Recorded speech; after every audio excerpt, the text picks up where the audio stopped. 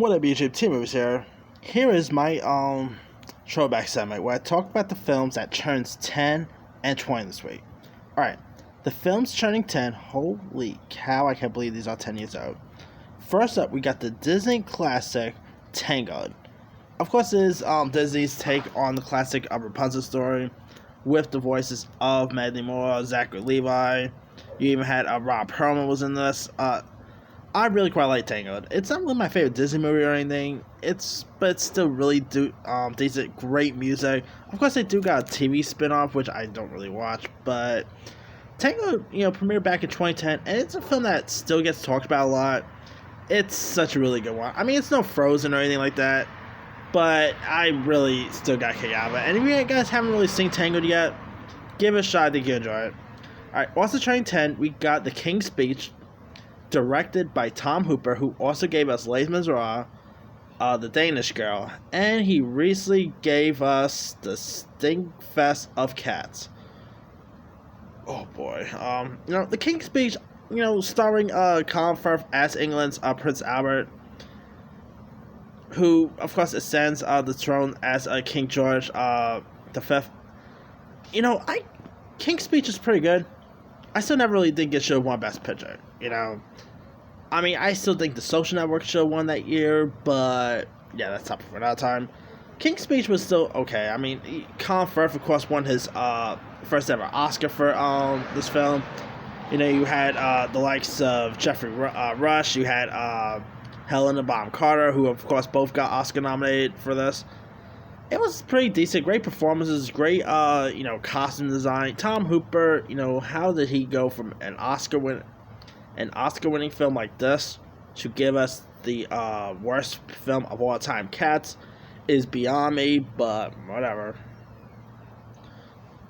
Alright, also turning 10, we got the musical film Burlesque. Now, this was a film that, like a musical feature that starred the likes of Christina Aguilera, Cher, Julianne Hough, Stanley Tucci, Kristen Bell was in this, Glee's Diana Agron. It had some pretty decent music in this. Christina Aguilera was okay. I mean, she's not a great actress or anything, but, her sing vocals was perfect for this film. This does take place at a burlesque, strip play, so there's that. Julianne Hough was pretty decent in this. Cher shows that, the woman, I believe, was, in her 70s when she did this film. She still has it. No matter how old that woman gets, Cher always has it, And I thought she was really decent in this. If you guys have not really seen Burlesque, it doesn't really get talked about a whole lot, but it's actually really good. Alright, also turning 10, we got Faster. Now, this was pretty much Dwayne Johnson's return to action. Because, of course, before Faster, he's mostly done, family affairs, The Tooth Fairy, which he did in the exact same year. He also was in, The Game Plan, Race to Witch Mountain. And lots of people can be really wondering if, Dwayne Johnson is, is he, being taken for a joke or not because of, the family movies he's been doing. But he came back stronger with Faster. Of course, a year later, he, appeared in Fast 5. But Faster is awesome. Here you got Dwayne Johnson, who is pretty much, who's been to prison for, who ended up just getting out of prison after a 10 years prison stint. And he ends up springing through the gates to take vengeance on those responsible for his brother's murder. You got Billy Bob Thornton as a veteran police officer here, along with Oliver Jackson Cohen. Of course, he was just in The Invisible Man, playing the assassin in this. You even had the likes of Maggie Grace, Lester Spite. You had you even had Mike Epps was in this, Jennifer Carpenter, Tom Berenger. Faster is really fun. It's entertaining. Dwayne Johnson doesn't really talk a whole lot in this film, but he was still, really cool in this. If you guys have not really seen Faster, definitely give that one a shot. Also turning 10, we got the Jake Gyllenhaal and Anne Hathaway film, Love and Other Drugs. Now, this film is about this farmer salesman named James Randall, portrayed by Jake Gyllenhaal, who has always had good luck with a woman, and So like he ends up encountering this woman named Maggie Murdoch, played by Anne Hathaway, who is this free spirited Parkinson's patient, and they of course have like a sexual encounter. I mean, this is a bit like Friends with Benefits. Remember that film Friends with Benefits with Mila Kunis and Justin Timberlake, and also that film with Ashton Kutcher in it, No Strings Attached. They pretty much want to be friends, but still wants to keep doing the deeds. I'll just put it that way. And Love and Other Drugs did not really get talked about a whole lot. It did not really get the best reviews, but I thought it was pretty decent. It was from the same director of The Last Samurai. You also had the likes of Josh Gad, Hank Azaria, Judy Greer was in this. The late Joe Clayburgh, George Segal was in this film.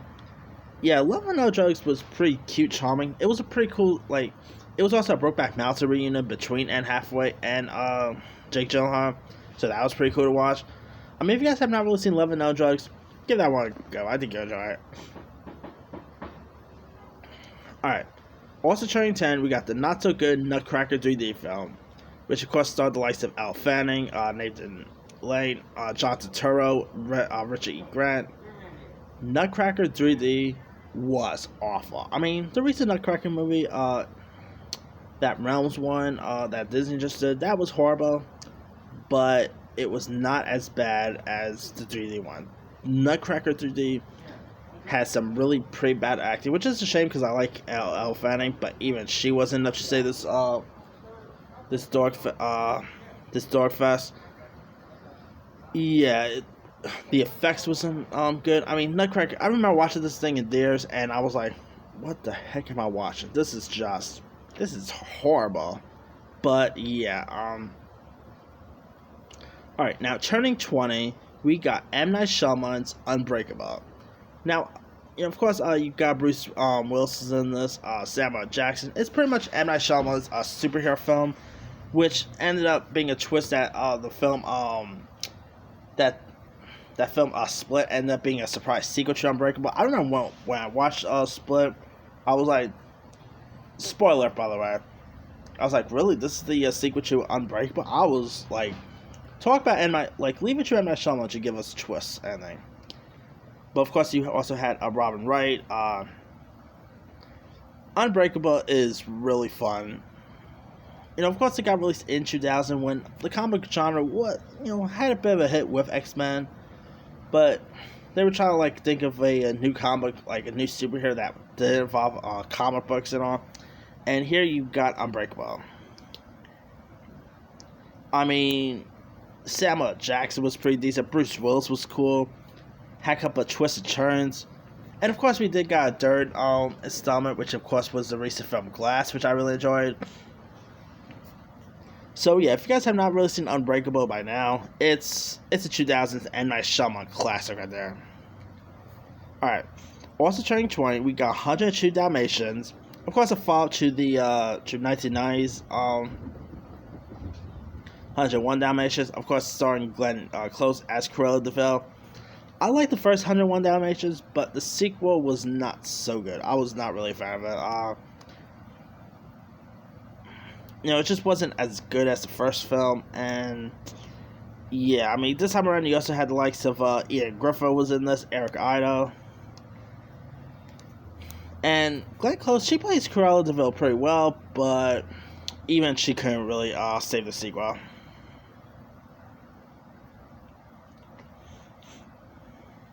Alright, also 2020, we got the film Quills. Of course, starred the likes of Kate Winslet, Jeffrey Rush, Joaquin Phoenix, Michael Caine. And it's where, fictional work that reconstructs the unknown fate of Marcus D. Say, who is a writer and, sexual deviant who ended up being in prison in an insane asylum for the last 10 years of his life. And there's sexual tensions that happens to this. Quills was pretty decent. I mean, Kate Winslet, Jeffrey Rush was both pretty good. Had great performances by them. Great costume design. Oh, sorry about that. Anyway, They had great costume design, great performances. I mean, if you guys have not really seen Quills, give it a shot. Pretty good flick. Anyway, that's pretty much it. Let me leave you guys. Which of these films stand out to you the most? The 10-year one, I probably would say Tangled. Tangled was so good. And the 20 years one, I'll probably go say Unbreakable. Unbreakable is just awesome.